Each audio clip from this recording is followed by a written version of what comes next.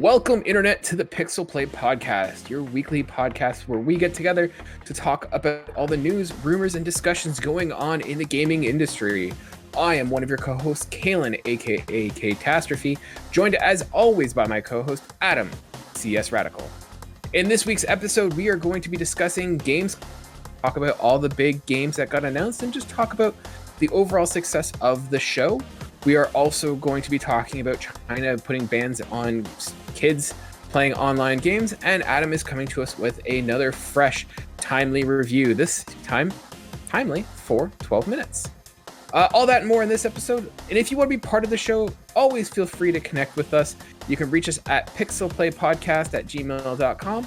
We are also on Twitter and Instagram at pixelplaycast, and you could find us wherever you get your podcasts. You can find us on YouTube as well at Pixel Play Podcast. We'd love to hear from you guys on any things that we talk about in the show. With that said, let's begin. Adam, how are you doing today? Well, much like 12 minutes, I feel like, now that we've done enough of these intros, it's almost feeling like I'm stuck in a time loop. So, I don't know. Sometimes I'm doing good, sometimes I'm doing bad, sometimes I'm doing awesome, sometimes I want to cry a little bit, sometimes I want to cry a lot. It's a mixed bag wherever you go, but it's a Pixel Play podcast nonetheless. We will make it work, and I will survive, at least until the next one when I can, completely ruin the show by trying to make some really bad jokes based on whatever we're talking about this week. Yeah, and I kind of feel with you, like, I feel like we're kind of nailing down that intro. It took us a little while to get our feet, but I feel like it's starting to come together, so it is kind of coming second nature, I find. Well, they don't know that. The audience they may assume that we're always getting it right in the first try. This could have been the seventh take. Without us actually addressing it, they don't know. It literally actually takes us 2 hours just to do that intro with every single cut. But afterwards, now I don't know which. No, we just do this smooth. Like, it's one cut. I think that's pretty clear. Never any mistakes on the show. Never. It's not a mistake if you don't address it. Exactly. Which is why we address them all the time on this show. I think you just point them out more. Because it's fun. I'm like the Deadpool of this show. I like breaking the fourth wall. I can't help it. Fair enough. Speaking of Marvel, we could actually just jump right into it. So, ladies and gentlemen, if you were not aware, Gamescom has just come and gone, and as such, there's been a lot of new games being announced, a lot of trailers shown. I think the big news that came out of it was that opening night live, the Jeff Keighley show, and how that went. So I think we should just jump into it. Adam, let's get started real quick with just the games that we saw. I figure what we could do is we can talk about the big games that I think a lot of people are going to be interested in, and then talk about some of the smaller ones that may have piqued our interest. And then we can kind of do a little bit more of a deep dive in the show as a whole. What do you think? I'm down for whatever. Perfect. So let's start exactly where Gamescom opening night live started. Oh, and before we get started, the reason why we're not doing Xbox is I feel like a lot of the big Xbox announcements were in the opening night live. So overall, that show was a little bit more quiet, a little bit more subdued, less big news and more deep dives into stuff that we are already expecting. So that's why we're not covering that one. So first one that they started up with was Saints Row Remaster, Remake. Oh, it's a complete reboot. It has nothing to do with the original franchise. And I just wasn't sure what we were calling it. So Saints Row Reboot. I think it's Saints Row Reboot, but at this point, it looks like the title is just Saints Row, unless they add something to the title after. No, I think it's 100% just called Saints Row. I'm just referring to the Saints Row Reboot, just so that people aren't like, what, that game from like early 2000s? Yeah, that game's back. I'm okay with that game coming back. Let's do it. So this game sort of takes place not really, like, I think it's very loosely, if at all, connected to the original games. It's much more grounded. You're no longer the president fighting aliens with superpowers. I get the impression you're sort of a small up and coming crew in the area. I think it's called Santa Aleso. And what you're doing there is you're like a small group kind of trying to make your name against the other groups that are kind of taking place in this area. Adam, what did you think of the game? The trailer, we kind of saw more of a cinematic trailer than we saw actual gameplay. What did you think? Yeah, there wasn't anything shown that's going to tell me if it's going to be anything different. Like, I don't know how the driving's looking like, what the shooting's going to look like. There's some weapons, but they don't show anything too crazy. I know that sounds crazy when we talk about how these crazy rocket launchers they have, but believe me, this is nothing compared to what Saints Row's default weapons are. So, just from the trailer as it stands, it really does feel like they're going back to Saints Row 1 in terms of starting out, you're getting your footing into a new area, you're trying to become an actual gang with, some sort of, a level of respect that people have to be fearful of, very much like the original game was. And obviously they can go however they want after that. They can do the exact same thing again, where they slowly work towards you becoming the leader of the whole fucking planet. Like they can go through this all over again, and there is no reason for us to believe that this can be anything other than an alternate dimension, because it's Saints Row. No such idea is a bad idea with them, so they can do whatever they feel like. Because I mean, if you try to go with the canon of this game, technically the Earth has been destroyed, so there's not really anywhere else to be. So either this is during the original game in a whole other area, or this is legitimately just like alternate universe stuff, so it's its own world now. So don't worry about the original 4 games, which I'm kind of leaning in that, because you kind of get into some real crazy stuff if you try to mix the two. But then again, like I said, Saints Row has never said no to anything, so they could always try. Yeah, they are legitimately of the idea that no idea is a bad idea. And watching the trailer, like I think that they're getting that nice balance. Like they're not going super gritty, super realistic, like a Watchdog kind of feel. Like it does feel more, it still feels wacky, like they're driving a car on top of like a roof, and like what sort of seems like an imagined kind of Las Vegas area. It's still over the top, it's still fantastic, it's still gonna be like, I get the impression, very lighthearted and fun, but it's not gonna be over the top, wacky and zany.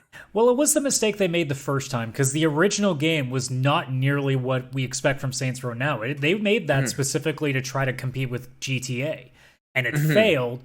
So they tried to do one more run of it, but they tried to be a little bit more over the top, and it worked. And that's what's gotten, especially the 3rd and 4th games, which are just ridiculous. So I think what they figure now is, now that they know what their bread and butter is, what they're good at, now they're starting with a fresh slate. They can do whatever they want and have some fun with it, rather than, starting on a really weird tone. I think now they have an opportunity to really cement themselves with a brand new, like, bit of the series, brand new world, clean slate, nothing to tone it with, or not to tone it, nothing to compare it to, and then just go balls to the wall without going like the crazy superhero aliens in outer space like route right away. Like you can do the fun stuff. You can even find ways to do these kind of things in like dream missions or like these weird like flashbacks DLC or whatever. Yeah, there's a million different ways you can go about it. But now they're getting the chance to reattach the initial ideas of what it was, which was just GTA on all the good drugs, which is what Yakuza is, but Japanese. So now this is the English Yakuza, basically. Yeah, you know what? That's a really good example and a really good analogy. So that one comes out February 25th. Next, they came out with Midnight Suns. This is a XCOM-style Marvel game.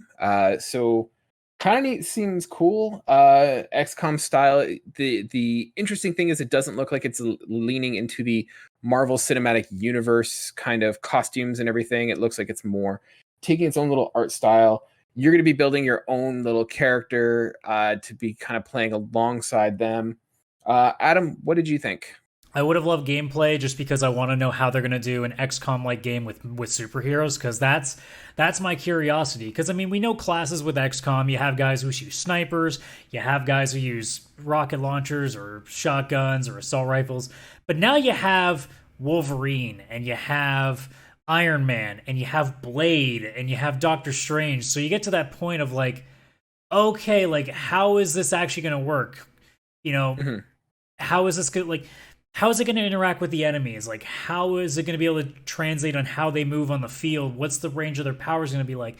I know that they can dumb it down so it's not too complicated. It's more just my brain circulating, being like, man, how would I use Doctor Strange in XCOM? Like, I'm thinking of time powers in a military strategy game. My brain is like trying to comprehend how it's all going to work together. I trust the team to do a good job, because anything that's come out with the XCOM label on it has been fantastic. So I expect them to figure out a pretty good way to make it balanced, and I'm not going to complain otherwise.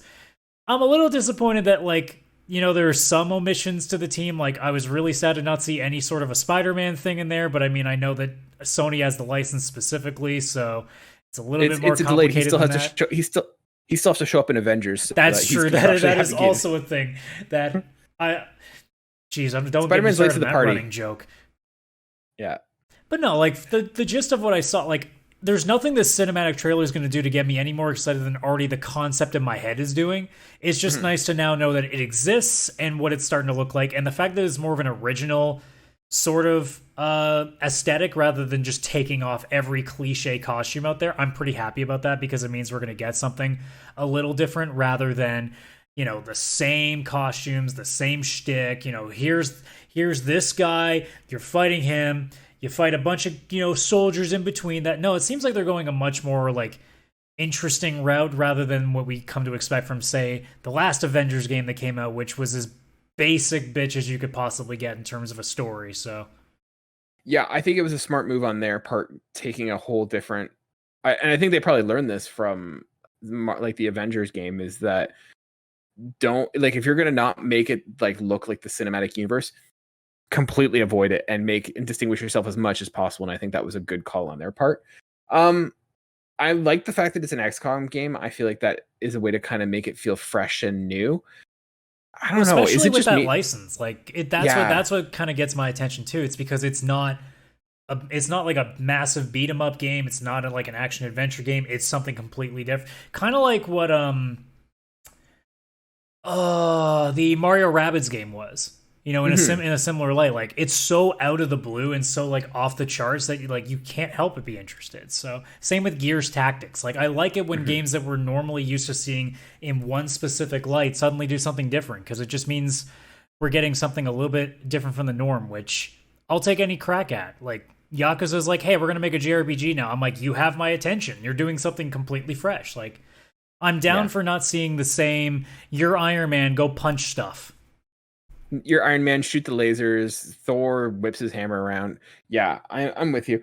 I don't know. For me, I'm interested. I'm open to looking at it, but like I don't know. I'm burnt out of the Marvel franchise. I'm burnt out of the Marvel principle. Like, not principle. I'm burnt out of Marvel, and it doesn't excite me anymore to see a Marvel game. That being said, I love Spider-Man. Spider-Man's the one exception who gets a pass on that, but for the most part, that whole Avengers Marvel collective universe is just doesn't do anything for me at this point. I mean, I'm excited because it's XCOM, and they could have released anything they wanted with the XCOM name on it, Mhm. and it would be just as interesting to me. But the fact that they just added Marvel to it just means like, okay, so it's XCOM, but something completely different from what we normally get. I'm in. Let's go. Yeah, Have you ever played an uh, XCOM game before? I have not. I played something similar, I think, at one point, but no, I've never really gotten into an XCOM game. So I'm excited to try it. I know that they've always been really like they seem cool and interesting, but they also seem very, I don't know, intimidating If to you kind ever of get see it into. go on sale for like super stupid cheap on Steam, sometimes check out XCOM Chimera Squad because it's about the easiest bridge because it's relatively Okay. short and it's also like its newest one, so they've got a couple of extra ideas in there instead of it just being straight go down this grid, kill thing, don't get shot. This time it's more Yeah. like okay, now there's breaching and a little bit more of that, and there's some more like I think there's some more like powers and stuff to it because it's now when the aliens and humans are coexisting. So there's a Mhm. little more interest. So it's almost like a kind of a peak of what Midnight Suns could be. I got to go back and actually play a bunch of it because I tried to play it way back before I got this PC, so my laptop couldn't handle it. I still got to go back and actually try to run through it again. So, Cool. but like the little bit Yeah. that I did try of it, I loved it because I'm already big on XCOM, and then I decided to make it a little bit crazier, which I was down for because, yeah, XCOM is really good, but after two full runs of the same military strategy, eventually you want to do something a little bit different.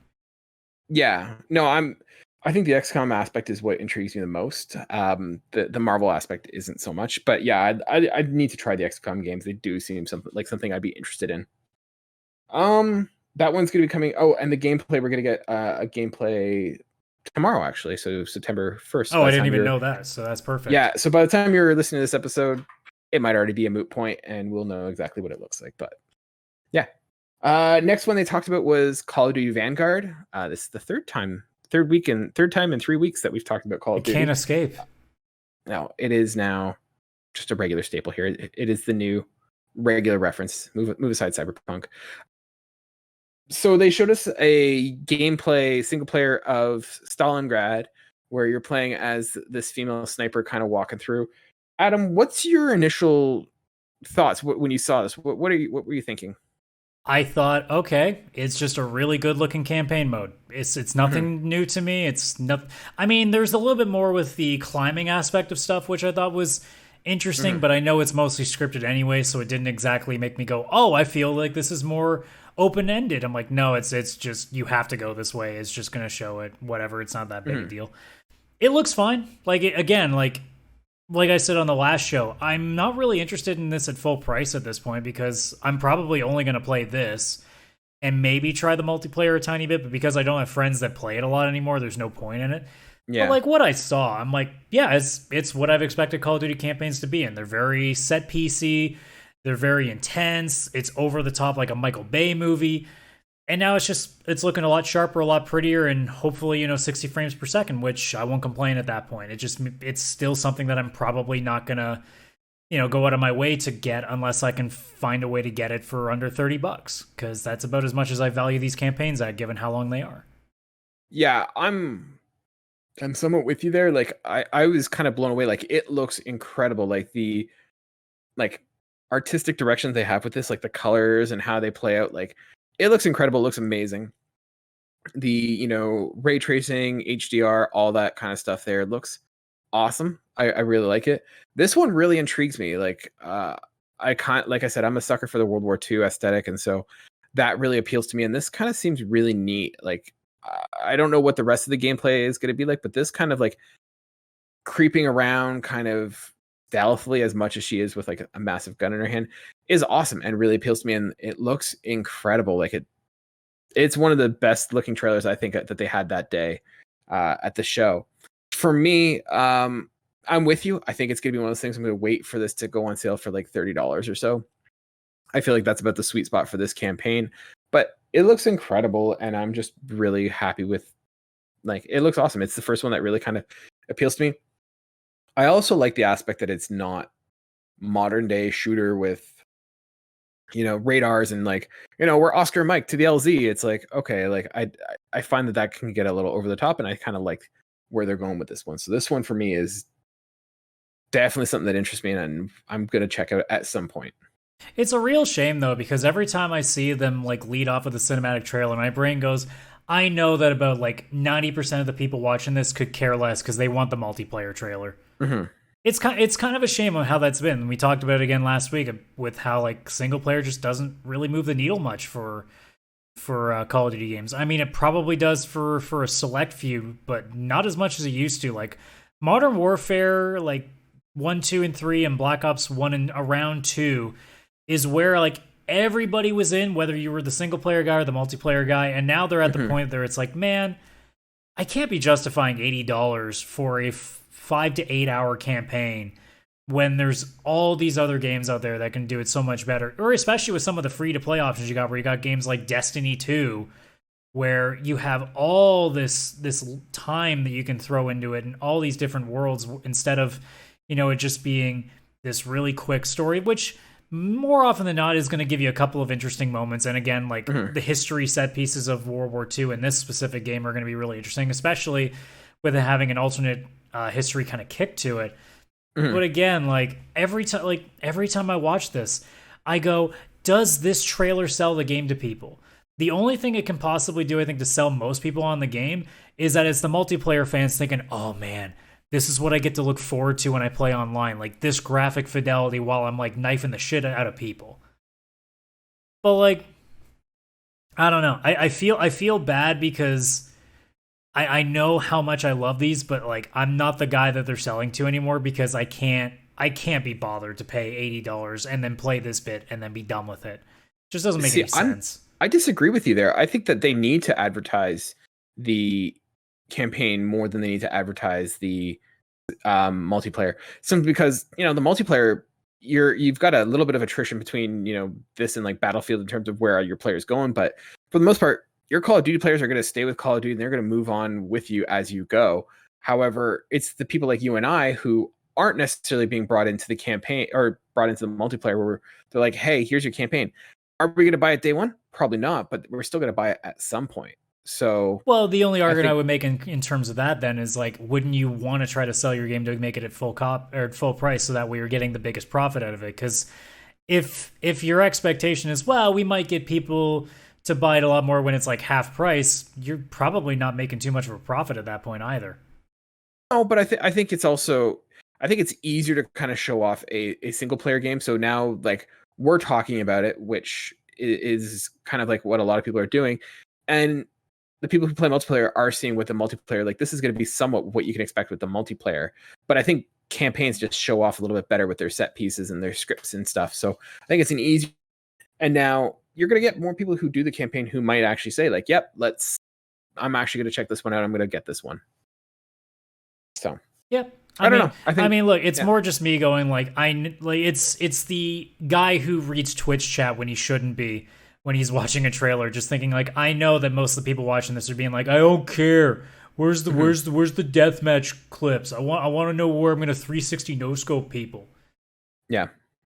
I mean, to me, this looks amazing. It's just, again, like, it doesn't, like, it's expected to give me a release date, and I'm going, I don't care what your release date is because I ain't getting it on that day.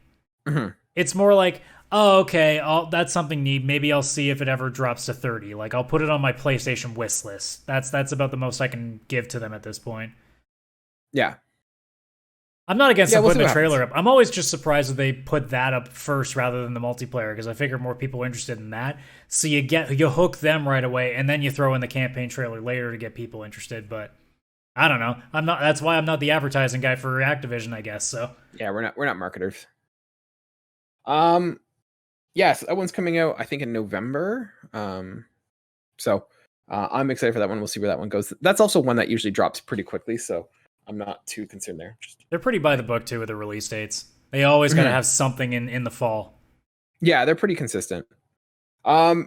Next, kind of going the different route, or staying with the shooter route, is Halo. So Halo got an announcement, or the release date was announced for December 8th. We kind of got a sort of general trailer into the story campaign, I guess.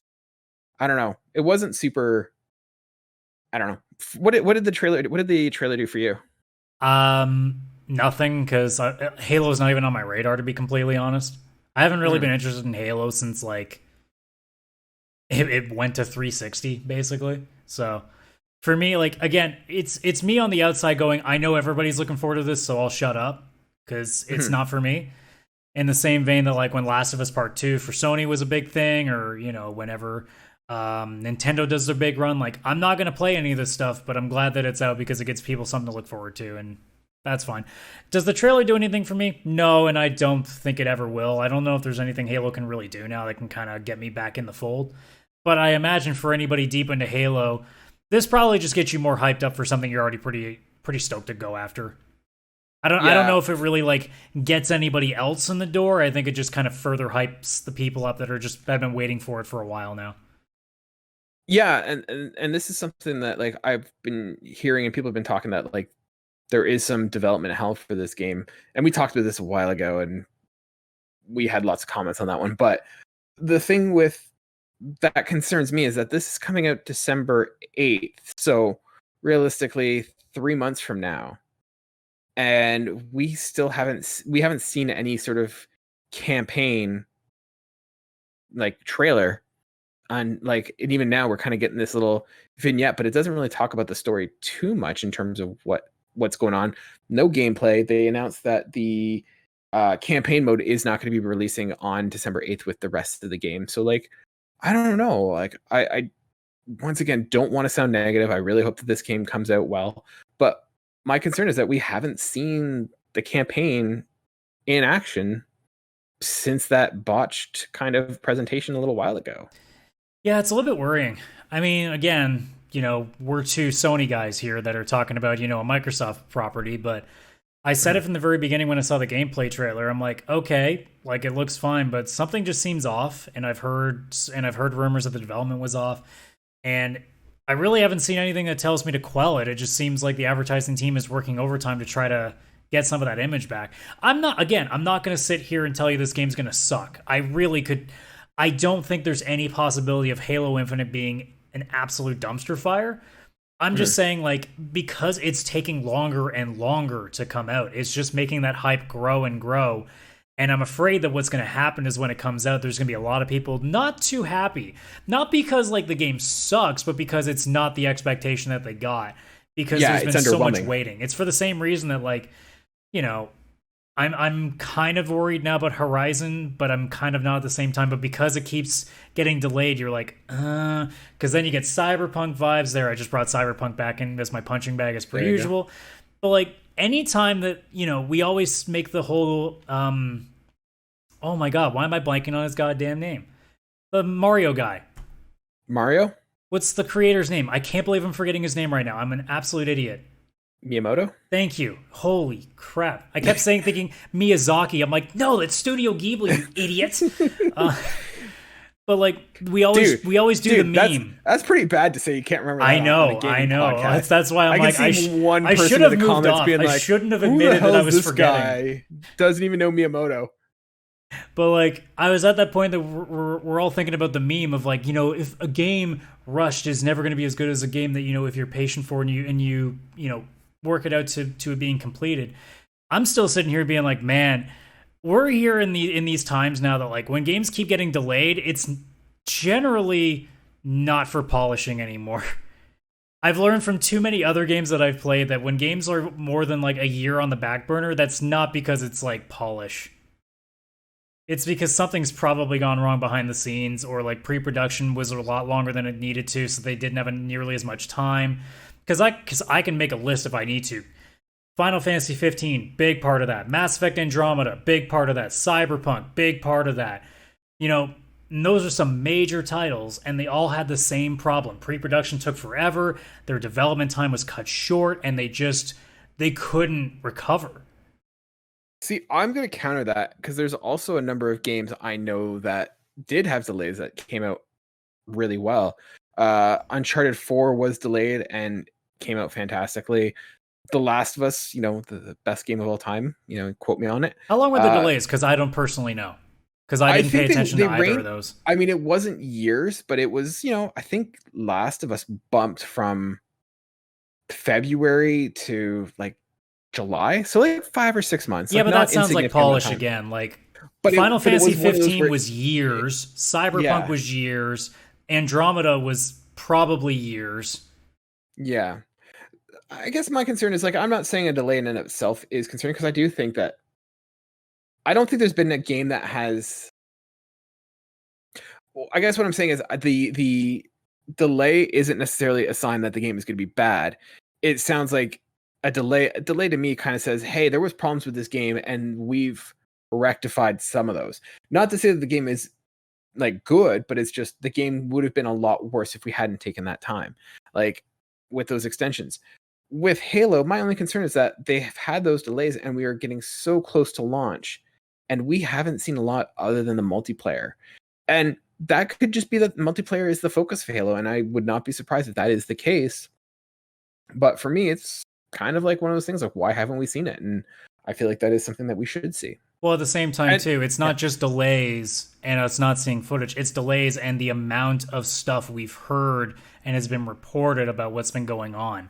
So that's why I kind of, especially when it comes to Mass Effect Andromeda, I see very similar things in terms of like how there's a lot of things going on behind the scenes that like a lot of people are not too happy, or there's things getting rushed, or there's stuff like just way behind schedule. Like there's a lot of things that I hear that my brain just connects to other games that I've seen that happen to. So I could be completely wrong. This could be a 9 out of 10 classic Halo game.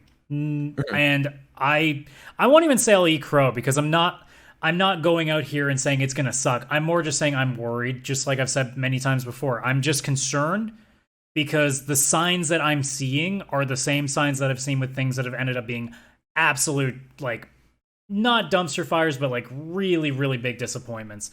So yeah, I don't think either of us is saying that. Halo Infinite was to come out and be at best a 7 out of 10 on Metacritic, like a 70 on Metacritic, I wouldn't be shocked at this point. But if it also ended up being an 86, I wouldn't be shocked either. Like, both things are possible. It's just usually with something of the pedigree of Halo, you don't expect the 70 option to be as likely as the 85, 86 option. And I think one of the issues, though, too, is that this is a pinnacle tentpole game for Xbox. Well, Like, this is if supposed to be their doesn't- system seller, like when it first came out. And this should really be what is advertising the power and the capability of Xbox. And like you, I'm not advocating yet. Like, yes, I am a Sony pony, but the first thing is I'm a gamer and I want games to be good. I want games to be awesome. I want people to enjoy them. And that's all I want. Like, in reality, like, I just have concerns of what we've seen does not give me confidence that Halo is going to be the amazing game that it should be and that it needs to be. Do I think that is going to like cause Halo to get, cut or something? No. Like, I think the multiplayer is going to be awesome, but it is not going to be, like you said, it has a lot of expectations riding on it, and there's a lot that is riding on this game, and I don't know if it's going to necessarily deliver. The other thing I found is that like the cinematic trailer itself didn't look super impressive to me in terms of like its graphical fidelity, like especially coming off of something like Call of Duty Vanguard. Like, that looked incredible, looked next gen. And Halo kind of felt a little less so. Like, it didn't have that polish and that gleam to it. Was it an artistic choice? Maybe, but I always kind of thought that Halo was, I don't know. I always thought it was a little bit more of a performance kind of powerhouse in terms of what it does, and this one just didn't reflect that for me. Yeah. I mean, again, we both could be way off. This could be a really great game, and all the Microsoft fanboys are just going to go out there and be like, "See, you Sony nerds don't know what you're talking about."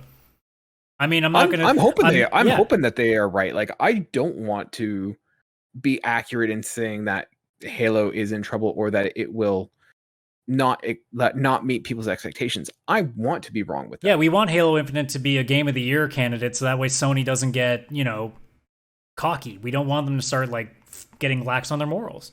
Yeah, as a Sony fanboy, the one thing that is the worst thing for Sony is to be unchallenged, and that like Sony needs Xbox. Oh, have we learned what happens when they're unchallenged? Yeah. The best thing for Sony is a healthy Xbox, and so I don't want Sony to ever feel comfortable. Like, I want them to constantly feel like they have to impress me. So no, I even have a vested interest as a Sony fanboy for Xbox and like Halo to do well. So, last things on Halo, they announced the Xbox Elite controller and the Halo Special Edition Series X. Honestly, that console looks dope. Like, if I was to get a Series X at some point, I would like to have that console. Oh, the only thing that went through my head was, I'm not going to buy it, but if a Horizon PS5 existed, I would be damn close. No, it's a nice looking unit, and I'm actually surprised we haven't seen any like custom skins for a PS5 yet. I wonder if that's something they're just kind of hanging in their back pocket still. Yeah, I imagine that we're going to eventually. I mean, aren't they making a new? I thought I saw that they've actually started releasing a new like form of the console now. Like they've like an updated version. Yeah, they did. So Sony did announce that they have a new console, like a redesign of it. Yeah, like it's just taking over the SKU, basically. Yeah, but what the big thing is, and maybe we'll talk about this next week. I guess some of the like it doesn't vent as well, or that the heat sink isn't as big anymore, and so the console's running anywhere from like 3 to 5 degrees hotter. So that's not good considering it's early days and it hasn't even been pushed. Yeah, we'll talk about it more. I've heard people also come out and be like, it's not what everybody thinks it is. It might have just been a bad test. Who knows? But yeah, so we'll see. Maybe we'll talk about that next week. Stay focused on the topic, Adam. But yeah, I like the console. I'm glad it worked out.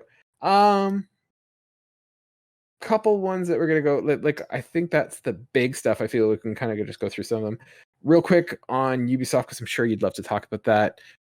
Riders Republic, anything come out of that for you? I actually am pretty stoked for that. I'm not, again, it's not really? It's not going to be a full price thing, but I grew up with SSX and games like that. So from what I've heard about it, because I've only seen gameplay footage, I looked at that and said, shit.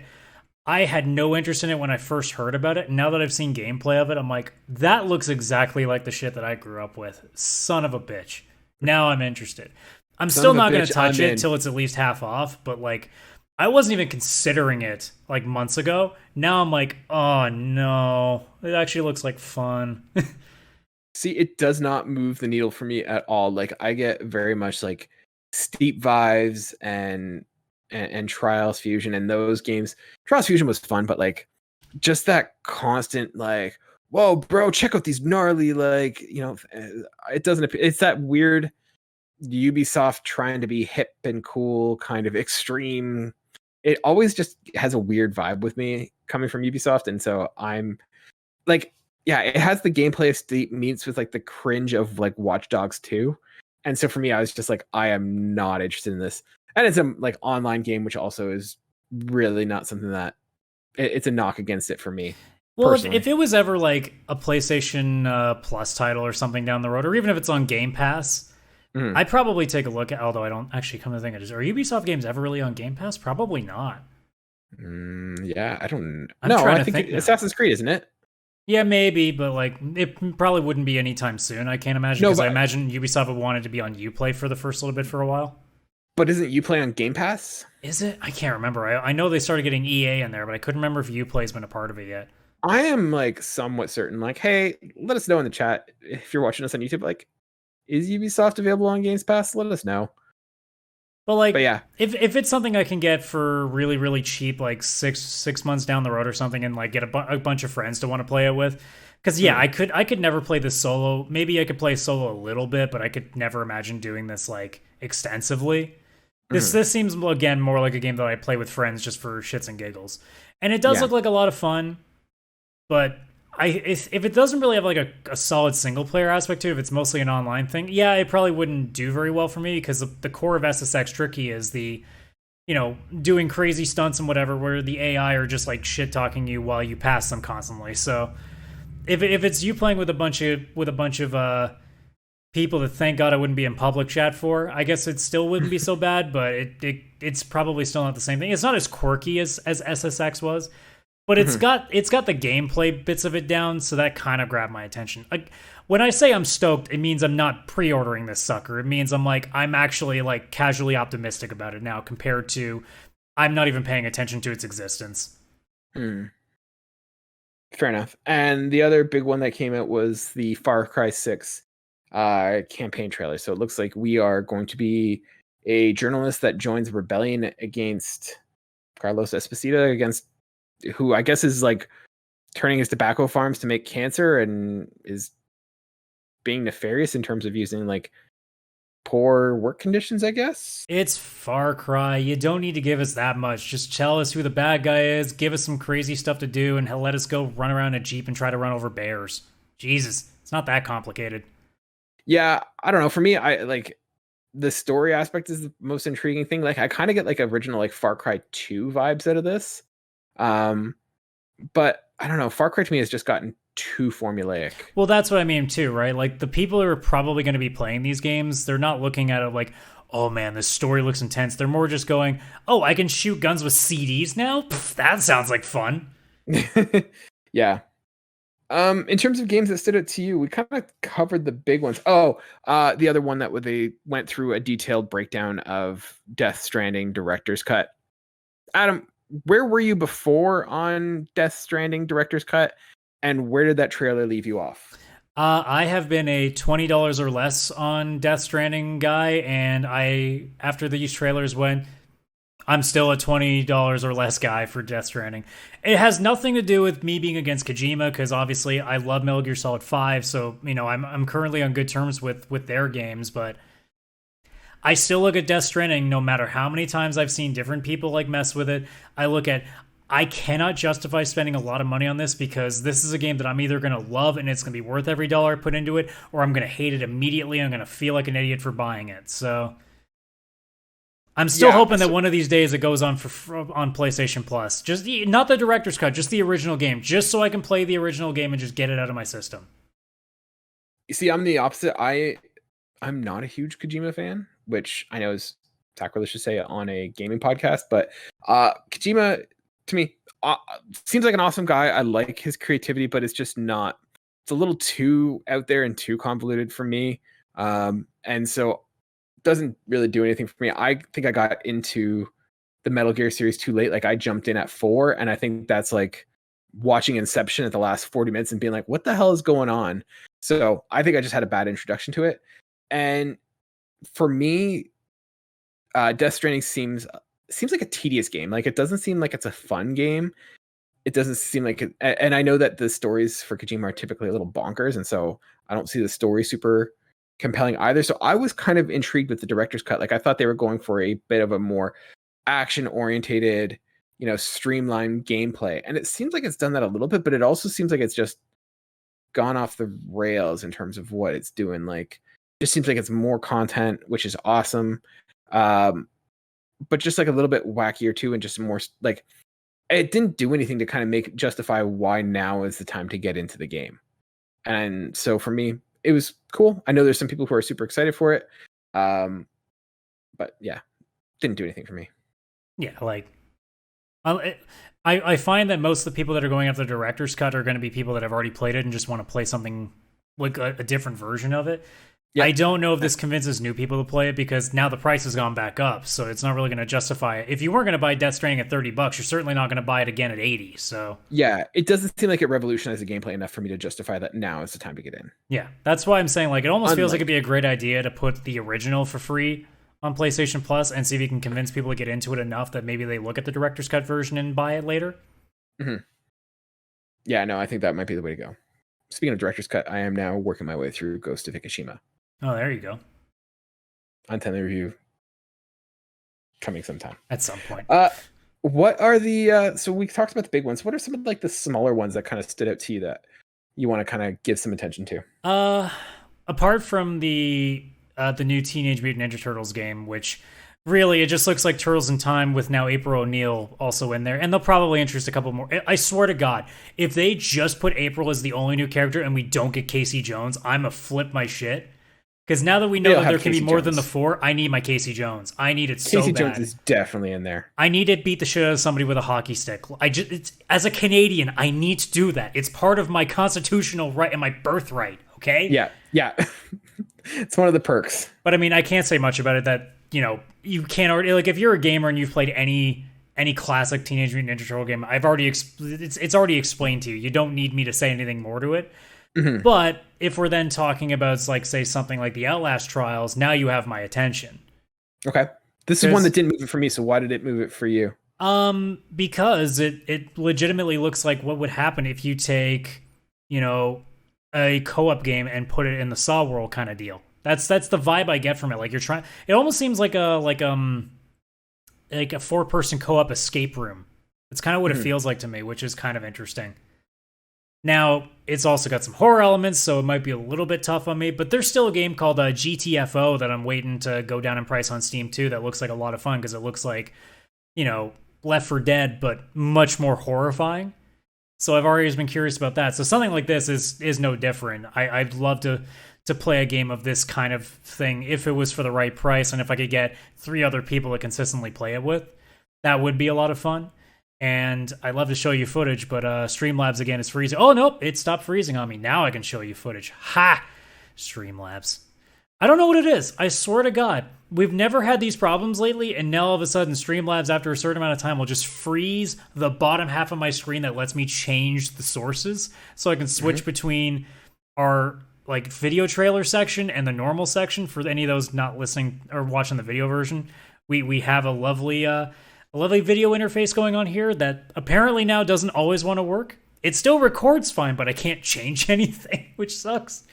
But so now we're just gonna have this horror game playing as we're talking for the rest of the show. I know, yeah. Yeah. Well, it's only a minute, so it better not freeze on me sooner, or else we're gonna be staring at nothing for a while. But the gist that I got from it, again, it's again a concept more than anything else, because I mean the gameplay didn't really show me enough to really get a sense of what's going on.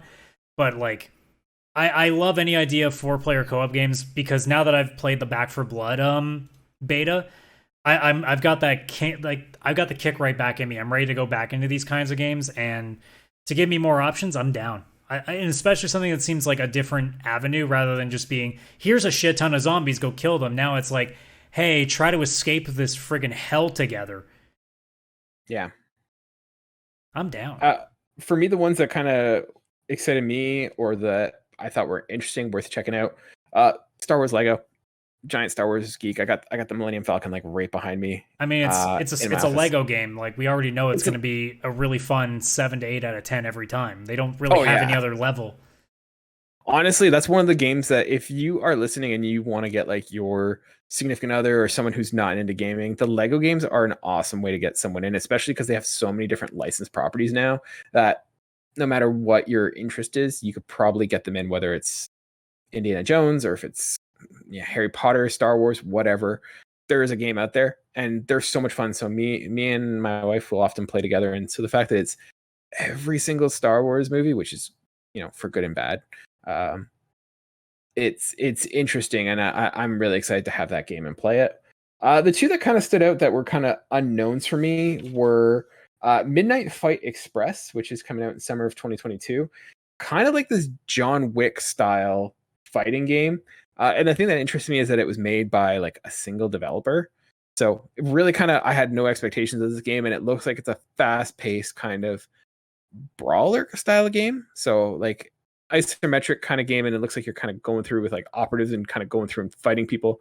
I'm super excited about this game. It looks really neat. Like, yeah, we just saw some guy just doing some gun fu right there. So I don't really have a lot of details about this. It kind of looks a little bit like you've got a bunch of different fighters with different styles, but I'm really excited for that one. Yeah, it looks like a fun, like, pop it in for 30 minutes to an hour, play a couple of levels, and then, be happy with that and then go back later.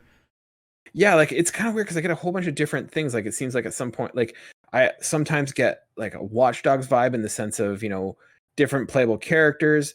I sometimes get like a Hitman vibe to it. So I'm really excited to see what this turns out like.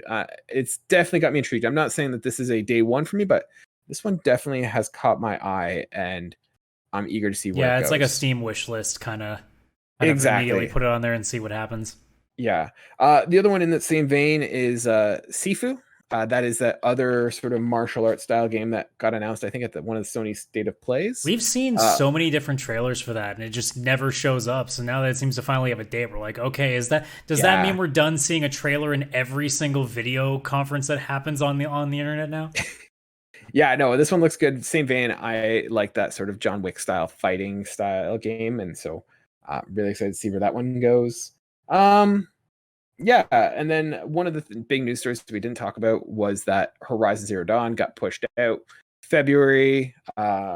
It's coming out, so look forward to that. And then the Horizon Zero Dawn got a 60 FPS sort of boost. So yay there. I mean, it's coming out 4 days before my birthday, so that sounds like a great birthday present for me. There you go. So. Happy birthday. So yeah, I'm very excited for that one. And then Dokeev, I don't know if you saw that one. That one's a weird one. And once again, not saying this is good, but it's definitely something that has caught my attention.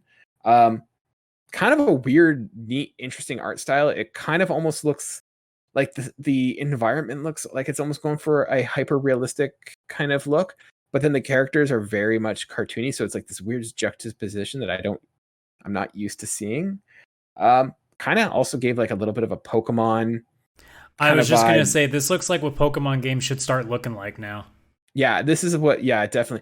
But like, I also kind of got like Kingdom Hearts kind of vibe off that. Was that just me?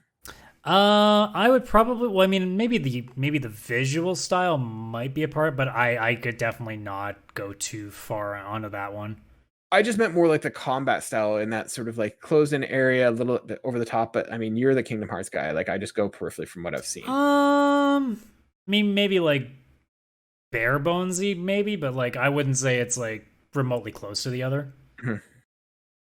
Yeah, so I'm really excited. Like this one it's an interesting look, and I'm excited to see where it goes. Like this is the part right here where it kind of looks a little bit over the top, kind of Kingdom Hearts style, but that just might be me as someone who's never played that game. I was gonna say, well, if you're considering that and you've never played the game, well, now I'm severely questioning it. Yeah. So.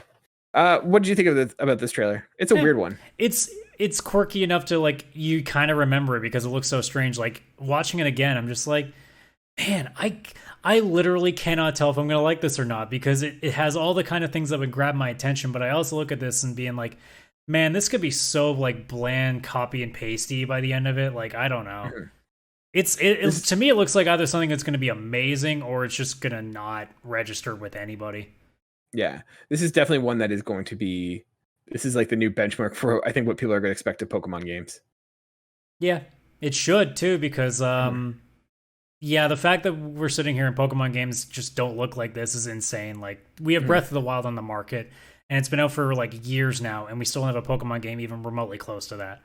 Yeah, It's kind of a shame. yeah, and that's pretty much it. Those are the big ones that kind of piqued my interest and I thought were interesting. Overall, what did you think of, opening night live, the Jeff Keighley show, compared to what? Let's talk about compared to other sort of shows that we've seen in the last, year to 2 years or so. Pretty standard show. I didn't think it like there wasn't anything that made me go, oh shit, I'm gonna remember that forever. But it was mostly like a lot of stuff that I'm like, that looks pretty cool. Yeah, that looks pretty good. That looks fine.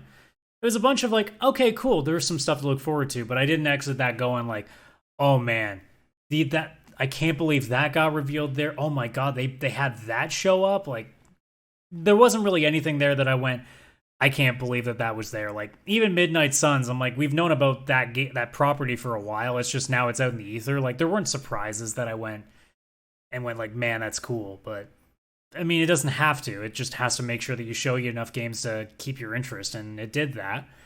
It also further put along some games that we've been waiting for a while, so that helps too. So I mean, it did its job. I'm just not going to sit here and say it was like a blowaway show. It was a good show. See, I disagree. I think it was a good show, especially for Gamescom. Gamescom slowly, but has not really been the place that you go to for big announcements, big trailers. It wasn't. It's not traditionally been the E3 show like other shows are. Like Game Awards is typically has some big trailers and announcements. E3 does, but like Gamescom was always sort of not lesser, but you expected less from that. And I felt like Jeff Keighley totally crushed it. I thought it was a great show. Clearly had some down parts, but I mean, that's, he's got bills to pay, and that show doesn't run for free. But I think this kind of sets the bar of what, game conferences need to be. I think the idea of having, I don't know, like, it sounds weird, but like having one large, dedicated platform, like, I think E3 showed us that a lot of game companies, at least right now, don't have enough content to justify having an hour and a half, 2 hour show.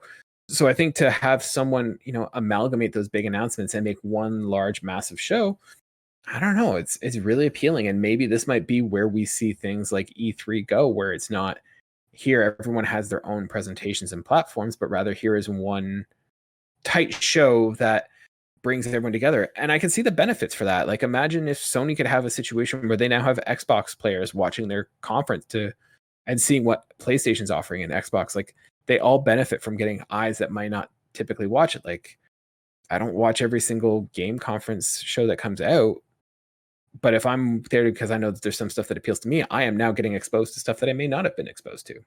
So I don't know. I think there's a potential in this being a new way of delivering that sort of message. I'll make the case too that it's very possible that Gamescom really stood out this year because E3 was that lackluster. Mm-hmm.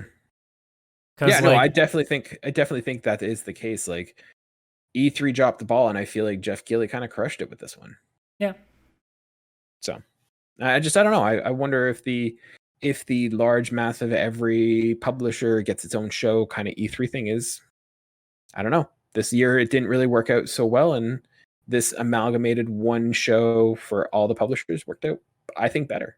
If we get things back to somewhat of a semblance of normal, where we have like this a steady flow again, maybe we can do it again. But like, until we kind of get out of this funk, I don't think we can really do that.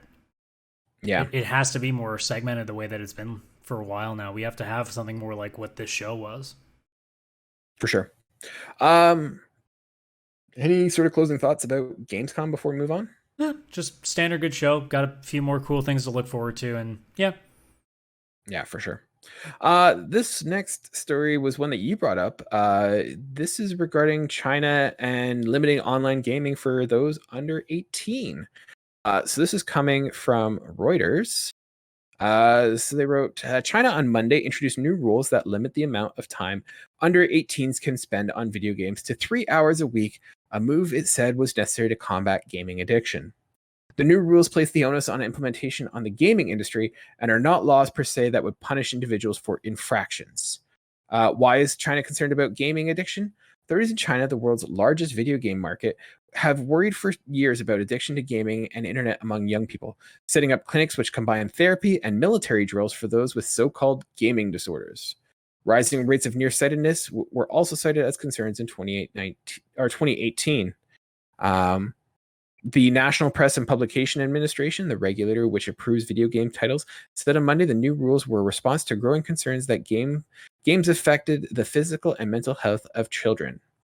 About 62.5% of Chinese minors often play games online, and 13.2% of underage mobile game users play mobile games for more than 2 hours a day on weekdays, according to state media. And so the new restrictions forbid children under 18 to play online games from Monday through Thursday, effective September 1st. They can only play for 1 hour between 8 and 9 p.m. on Fridays, Saturdays, and Sundays, and public holidays.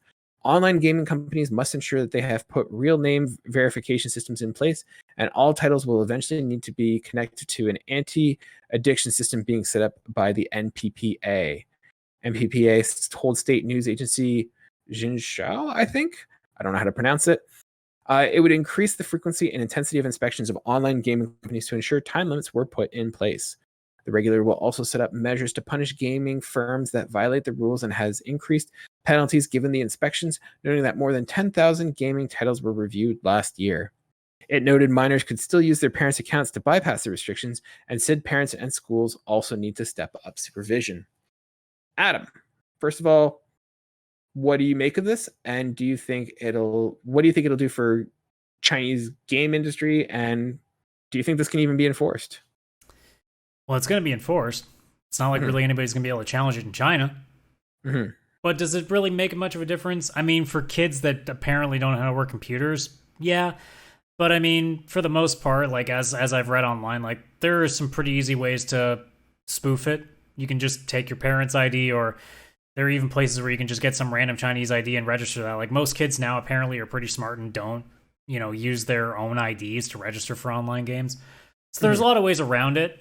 But it really just comes down to, like, I know that, like, this is different because we're hearing it from China rather than what we're used to here in North America or even in Europe. But, like, whenever I see stories like this is why I brought this up. It just reminds me again and again, I still cannot understand how we're in 2021 and we still have all these people that, especially now, because we're now getting to a point where, like, we have 80s and 90s kids that grew up with games. And they're now getting into positions of power, and they're still just relaying this dogma of how dangerous games are and how bad gaming is. Not to deny the fact that gaming addiction is a real thing, it can happen, but like they're equating a kid that probably plays League of Legends a couple hours every day before they go to bed to a guy that literally contributes nothing to society and is just, he's gonna die in a friggin' net cafe because all he does is play games. Like there are two complete differences to that. For every one of those crazy cases, there's 100 kids that are not abusing the system. And again, parents, it should be their responsibility, not the government's. So, a story like this comes out and my brain just goes, okay, it's just another government trying to impose their will on something they know nothing about, which is not abnormal. This is just this is the extreme case. This is what would happen if, like, the governments over the years, were able to pretty much put a ban on things like Dungeons and Dragons or heavy metal music or taking games like Grand Theft Auto off of store shelves in North America back in 2002. Like, there's all these different scenarios that could have played out when we were kids. And here it is in 2021, somewhere else in the world, actually happening. And it's frightening as a gamer to know that that can happen. How long it sits there in Parliament, how long it actually is enforced, who knows? Could be forever, could be a couple months, could be a couple of years. But the fact that it got through and is going to be enforced is the kind of stuff that makes me go, man, I thought we were past this shit, but every couple of years or so, something comes out that just makes us go, nope, it's still the exact same scapegoat it's always been. And doesn't seem like it's getting away from that. Yeah. I don't know. I think I want to be sensitive to the fact that, it is China, and that they do have a different experience than what we do here in like the Western world. And you talk about us, like, you know, guys in their 30s and stuff, like we're at that point where we've got kids, we grew up with games, but like I don't know if that was the case in China. So I don't know, like they might be having that moment that we were having back in the 90s where the people in charge were kind of not familiar. I don't know if the people in charge there. It's probably the case because they've been so like they have fast forwarded through a lot more than we did, so it could be a very similar case. Yeah, like they could just be behind it. Like the people who are in power now may not be people who, you know, in the past had access to that kind of stuff. I don't know. I to be honest, I'm not well researched in terms of what it's like there. So, but I'd imagine if I was guessing, that might be like a situation that's there. I mean, it sucks. Like I do see, you know, there are. I mean, I do see it. I know I get where they're coming from, but like you said, it's a small percentage. Like it's a very big spectrum in terms of, you know, kids who are spending way too much time playing and people who, you know, have a healthy adjustment to it. And yeah, I don't really know what the situation or solution is there. Well, to me, the core thing is that it shouldn't be something the government legislates. It's not their problem. Well, I think unless they can prove like proper evidence, not like, you know, authoritative government evidence. If you can properly show studies that show like it's not like a minute problem like all of our studies here in the West have done, if you can show like definitive proof that in China it's like a serious epidemic kind of problem, sure, we can accept it. But I'm not willing to believe that because every other study in the world has shown that it's a minor problem. That's not nearly what everybody else thinks it is. So yeah, I imagine that there's larger, you know, circumstances that are going on with, you know, if there is an issue that kids there are playing more games, like I bet you there's more deeper roots as to why they're doing that. Not having any knowledge on the culture, that sort of situation, I can't speak to it. But I imagine that there are deeper causes to that. So interesting. It sucks, and hopefully that this doesn't last long. I think it's interesting. It triggers the child in me. That's all. That's what it did. Tell. Like the inner child in me was like, I remember the day, and this is a bit of an aside, but I remember the day that just because, like, as a grumpy little kid, I didn't want to pick up dog poop one day in the middle of winter, I got my consoles taken away from me for a week. And I sat there being like, this is the dumbest thing I've ever seen. Like, even as a like an 11-year-old kid, I'm sitting there being like, this is stupid. Like, I'm literally getting something that's like, that keeps me, especially back in the days where I got bullied. So it was like the one thing that kept me sane when I was at home.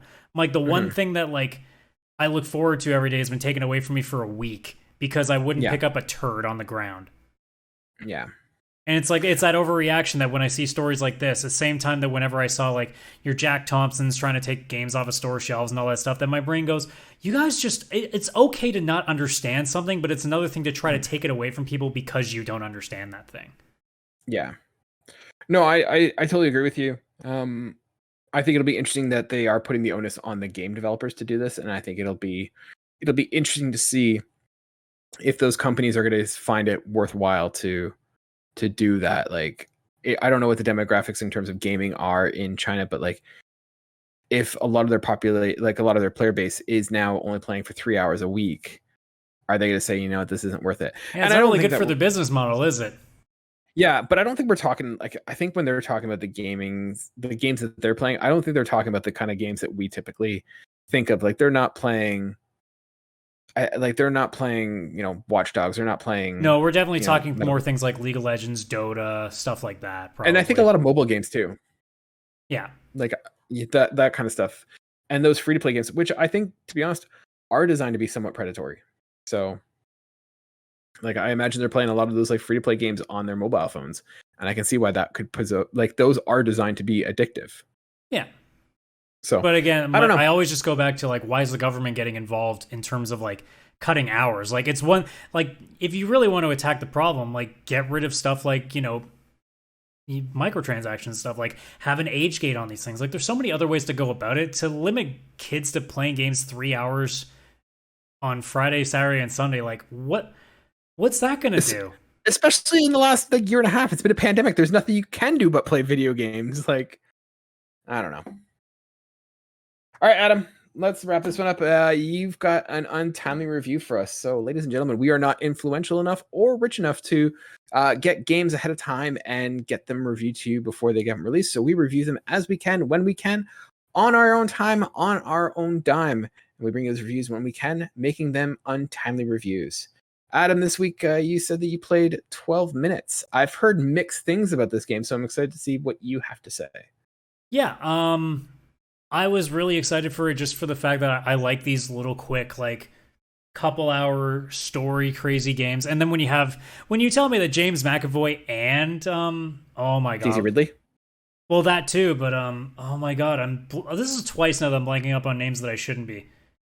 Willem Dafoe. Jeez, well, at least I figured that one out. Sorry, Miyamoto, I'm bad. I somehow remember Willem Dafoe, but not you. What a great gamer I am. But like when you got a really interesting voice cast like that gets my attention too. I'm like, oh, okay, so this could be like really good voice acting, along with like a pretty interesting story. So I went into it kind of just hoping that I get something pretty cool, something like really interesting and things that kind of push the limits of what we kind of expect from games. And yeah, it was a bit of a mixed bag. Like by the time that I finished it, I didn't leave it thinking like, oh man, what a waste of time this was. But I also didn't leave the game being like, man, like this blew it out of the water. Like I went like, no, this is fine. This is a decent experience. It didn't take too much time, and it had some cool ideas. The idea of it just being basically like this really short, like 8-minute loop that you have to like, well, I guess you could say 12-minute loop, but it's technically more like 8 to 10 minutes. I mean, in the early parts of the game, it's not 12 minutes. You have a much shorter amount of time. It's being able to do certain steps that allows you to get to like that extra couple of minutes. But it's the idea of like every time you go back into the same loop, you get like another idea that gets you that much closer to figuring out something further. Maybe you learn an extra bit of thing maybe an extra keyword to speak to somebody in the dialogue. Maybe you get a different answer that gives you something else to say, or maybe you find something and maybe that adds on to stuff. So it was interesting that like you would play these loops and constantly sit there and be like, okay, what haven't I tried yet? What order of things haven't I done? And for the most part, it worked pretty well. It took me at one point, I got stuck that I needed to Google one thing just to figure out like how to deal with one specific problem. And as soon as I got the answer, I said, how would I have known that? Because there's one specific bit that like, it gives you a tiny bit of information, but then it doesn't tell you that if you do it again, something bad can happen on top of that. My brain goes, if something bad happens the first time, I'm not doing it a second time, but apparently the game wanted me to do it the second time so I would learn that that's something I could use. I'm like, so great, because I was trying to be safe, it cost me not knowing what to do in the game. So that was a little bit frustrating, but I mean, otherwise, it was pretty easy to go through. You figure out one more thing, you try something different, you try a different like order of things, and then it gets to the end where you're like, okay, I need to do like these 5 things in a very short window to make sure I have enough time to do what I want to do here. And then you get into all the endings where I got specifically one ending, and I've seen a whole bunch of other ones. Some of them I'm like, man, you could not pay me to do that intentionally. There's a couple endings that I'm like, I could not do that.